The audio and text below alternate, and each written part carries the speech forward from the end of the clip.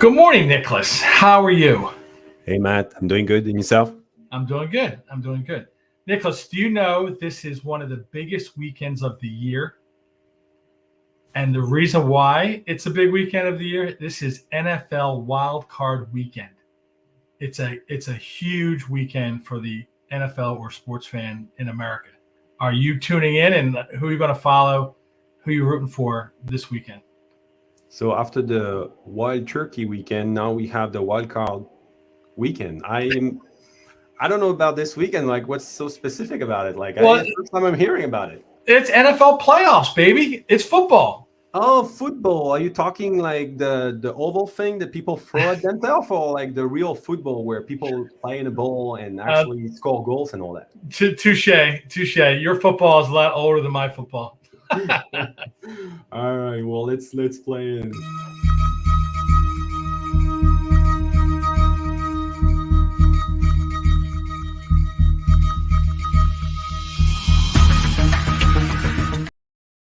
Hello and welcome to another episode of the VCommerce Show. I'm Nicholas, your host with eStreamly, the company that gets you live stream and video commerce directly on your website and across social. And I am with my dear friend, the host of the show, Matt, with E6 Marketing, the person that can get you on QVCU and HSN. How are you, Matt? So excited to have you today. Nicholas, wonderful. I'm wonderful. Thank you very much. I'm excited to talk today. Yeah, absolutely. So why don't you tell us about what the show is about and why should people tune in? Yeah, so this is still a relatively new podcast. It's called the VCommerce Show. Nicholas and I work in the video commerce space. So video commerce is old school, how QVC and HSN and infomercials got started, 40, almost 50 years ago. And it's developed and evolved into a social media platform, an e-commerce platform. And there's so many moving parts to this video commerce world. Nicholas and I like to think that we're students of the game and we're always reading up on it. So we have a conversation each week here, Friday, 11 a.m. Eastern time, to talk about all the happenings in the v-commerce space. So a lot to talk about today, Nicholas. Let's get started.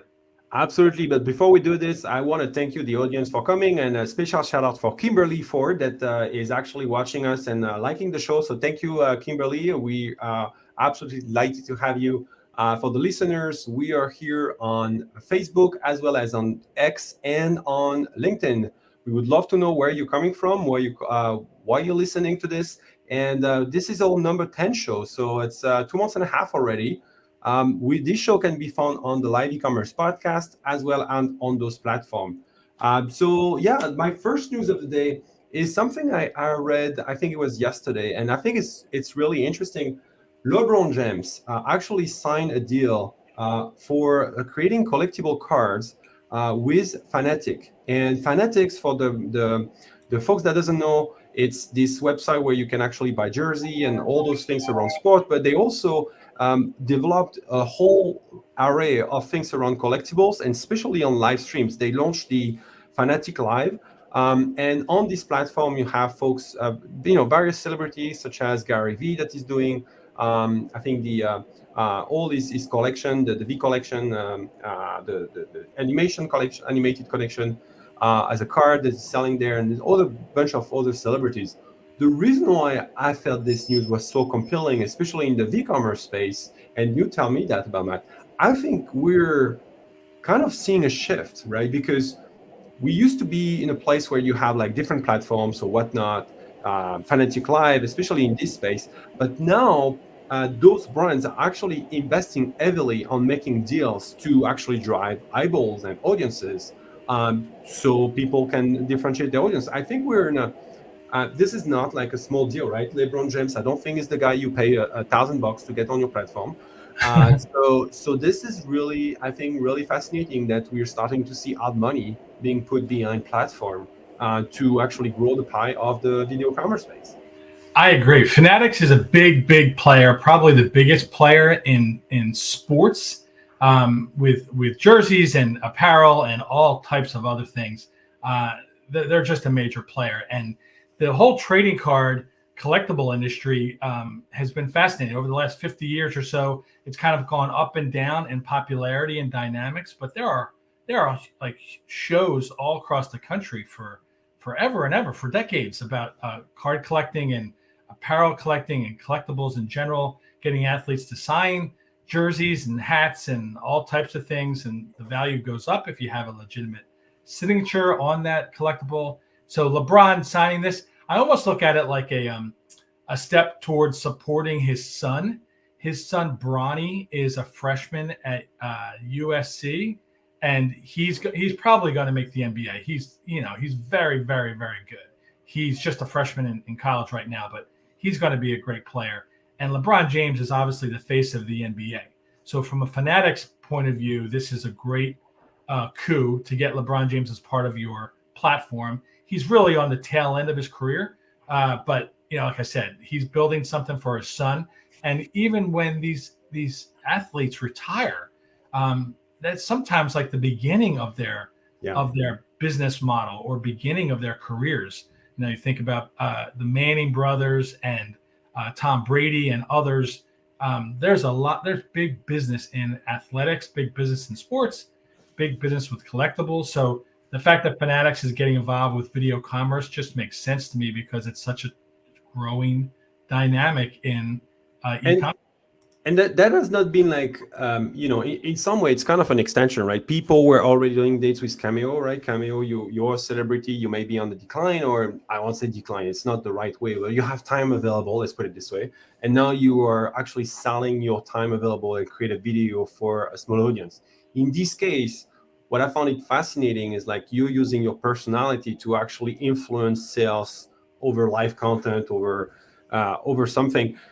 I think creating brands has always been something that people have been doing, like celebrities have created brands, but now it's a way to go to those platforms and monetize your audience to create live content or just video content. I think it's fascinating.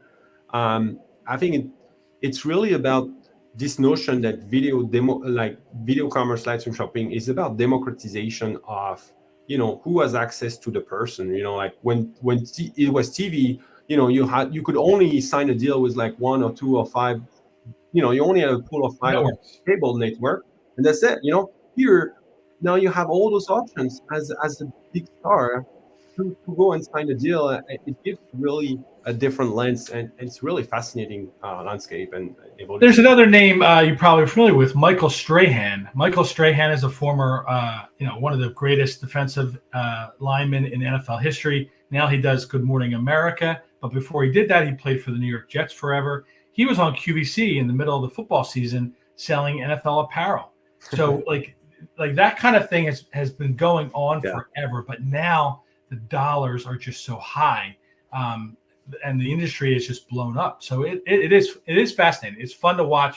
Yeah. I'm obviously a big sports fan, so to see that that world come into the video commerce world is totally engaging for me.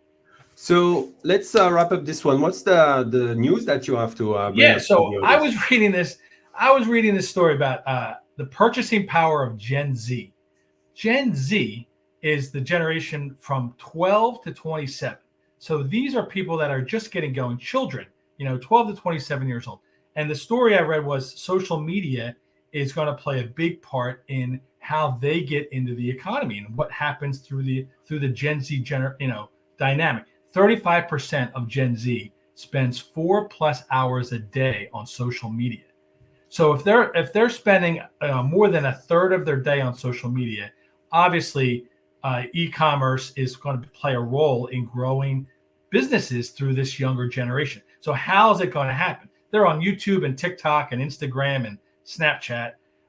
We've talked about TikTok getting into that video commerce world last week and in a few of our episodes.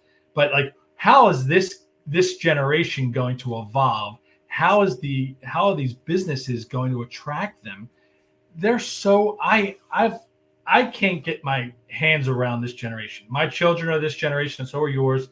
They're so fickle, and they go from one thing to the next. And I always use this story, like my mom, who is the baby boomer, she bought the same.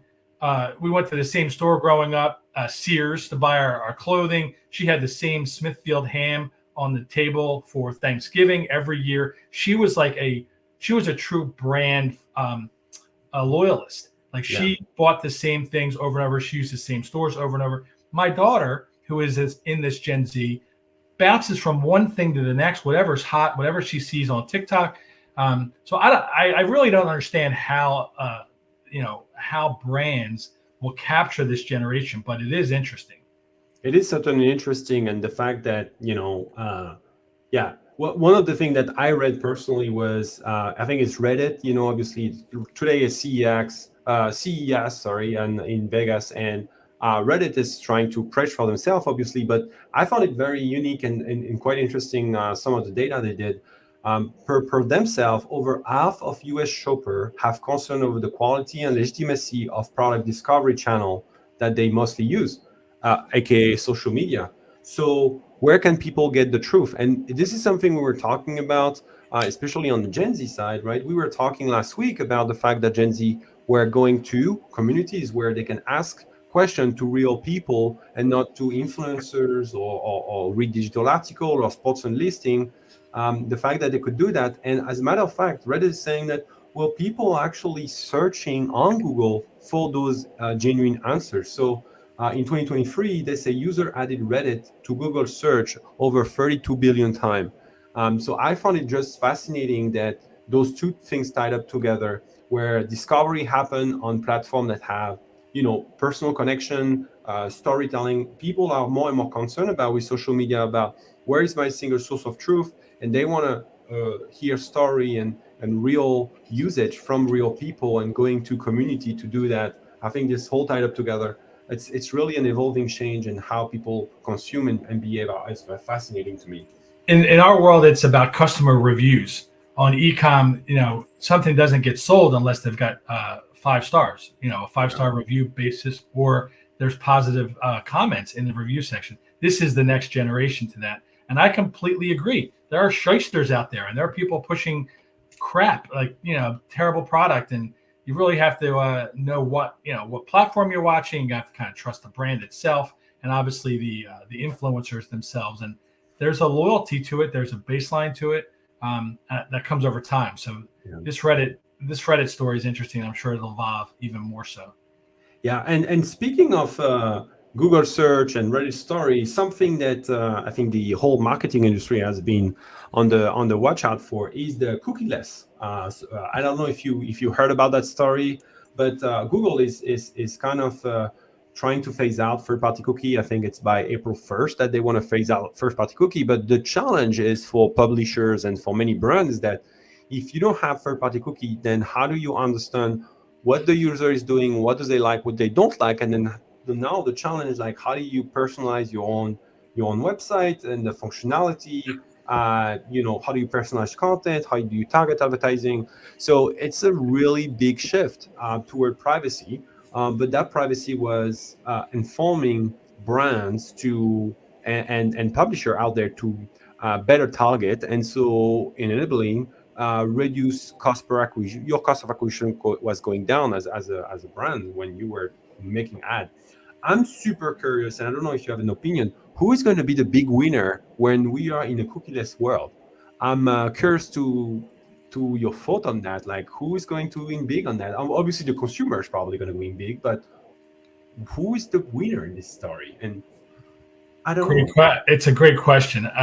Social media, I guess it goes back to social media. You're going to have to really invest in social media to get your name out there. It's a crazy world. It's a whole different world on customer experience, customer retention, getting your name out. It's using the multiple retail platforms, going into brick and mortar, big box retail versus boutique. Like, there's so many decisions that brands have to make these days. But I think, and I'm not saying chasing the Gen Z generation, because I'm not sure I understand that generation quite yet. But just getting in front of the consumer through social media is probably the best thing you can still do. Even though if Google's not going to help you in that aspect, you're going to have to do it yourself. Yeah, and I love what Jennifer is doing is the notion of, like, for allowing e-commerce to really connect with their viewer, the customer on a different level with video. That's really, in my view, what I think what you're saying is, like, if in a cookieless world, you will need to really own your channels and really own the relationship. And the fact that you actually come connect through video will be probably one of the winner in this space, right? And so I think driving connection between the brand and consumer has to be created in a much stronger way. But I do believe that connection is powerful when it's created. But how do you create that connection? And that's where the cookie was so interesting, because now I may not know your brand, Matt, but and maybe I would love it. But now I have to make extra effort myself to figure it out, or you as a brand, you have to make extra effort to figure out how to reach out to me, which is, I think, very fascinating. I think we're gonna unfold. I think this whole year is gonna unfold and be very interesting.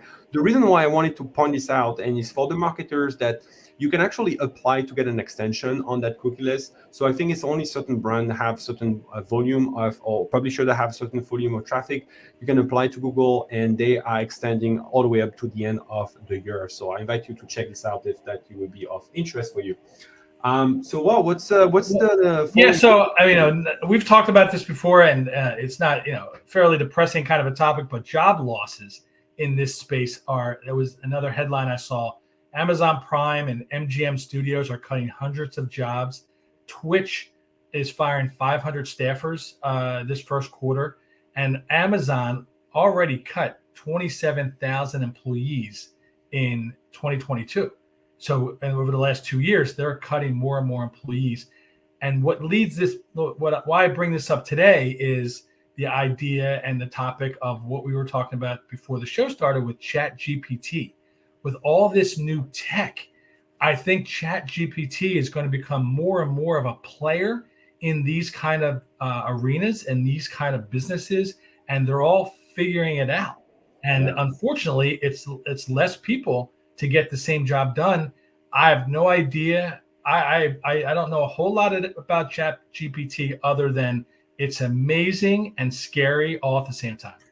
Yeah, I think you're right. Like, I think from a content creation standpoint, I think when people were talking about AI a couple years ago, people were all thinking about, oh, it's gonna remove some blue collar type skills where people be able to do more automation and all that. But in reality, I think so far what we've seen is like the creative aspect. The ChatGPT really help unleash creativity like no one, right? So from a standpoint of like all those activity of like from the blog creation, the transcript, all those different activity that enable you to think and help you think through your processes.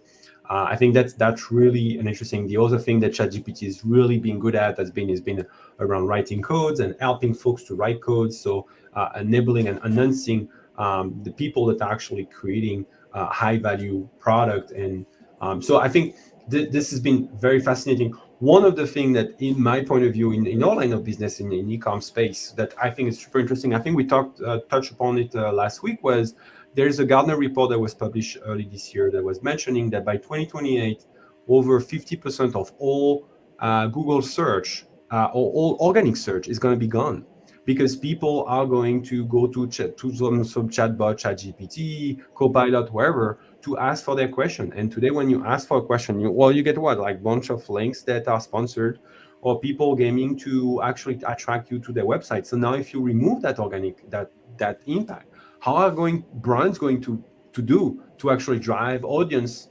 to their website and survive?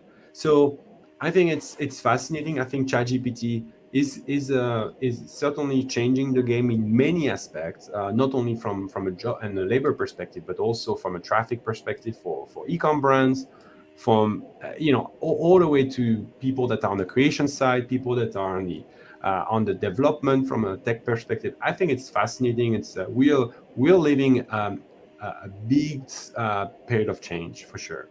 I know. OpenAI yesterday, it launched the ChatGPT store. Yeah, a platform where paying users of ChatGPT can share their own custom bots, known as ChatGPTs, or download others for free. Yeah, 3 million custom chat bots are already available. It's scary. It's like it's like Arnold Schwarzenegger, like those kind of movies that you saw in the 80s. Like, what's going on? Are the robots going to take over? The robot's going to take over. So, but before we wrap up, I have a special shout out. We'll be at NRF this week, and you're coming actually, Matt, right? On Monday, you'll be there too, right? I am. I'm excited. I'm Yeah, excited so to learn a lot. we'll be at NRF, the National Retail Federation trade show. I think they call it the Big Show. It's in New York at the Javits Center from Saturday all the way up to Tuesday.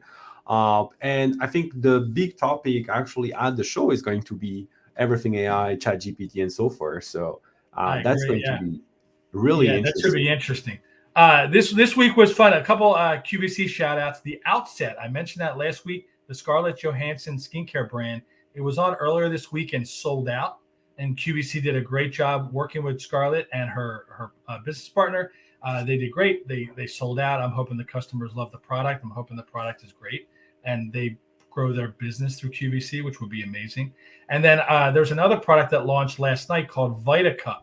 It's a functional benefit coffee that is called VitaCup, and the QVC launched the hydration version of VitaCup, and it did very well last night. It was on with Kirsten and Alberti.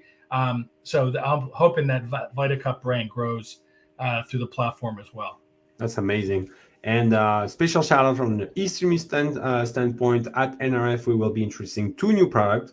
One is a UGC alert, which is free actually. So for any brands that are, receiving tons of UGC and you want to kind of find out like who is creating UGC for you, you actually just send us, you put your company, you sign up with us, you send your email, and every week we will send you an alert of all the content that's been created for you during that week. So that's one thing. And then the other thing that Eastern is going to introduce at the trade show, and I'm pretty excited about this, we are actually launching a live stream trivia, white label live stream trivia, where you can actually create a live stream trivia on your website across social media to drive your audience and have them have fun, not specifically to sell, but just to have them have fun in a moment, a gathering. So steering away a little bit from the selling that your website is absolutely meant for doing, but giving your audience an opportunity to invite their folks to show and see the game, but more importantly also to engage and have fun with your brand on a different context. So I hope this is going to be a success. We'll see how that goes, but we will be there and presenting those 2 products at NRF as well. Excellent. Super. Well, for the audience and the listener, I hope you had a wonderful show with us. We are here every Friday, 11, or when we join on time. Obviously, sorry for that. We are on X, we are on the LinkedIn, as well on the Facebook. You can find us out either on eStreamly or on E6 Marketing with Matt. My name is Nicolas Bailliache and Matt Hodlofski. You can find us on those platforms. We are also on the Live E-commerce podcast. Feel free to share. Tell your friend about it. Comment. Tell us what you like. Give us a little review on the Apple Podcast or even on the Facebook or anywhere you find us. Thank you very much for being here. We love you all, and we will see you next Friday. Thank you all. Bye-bye.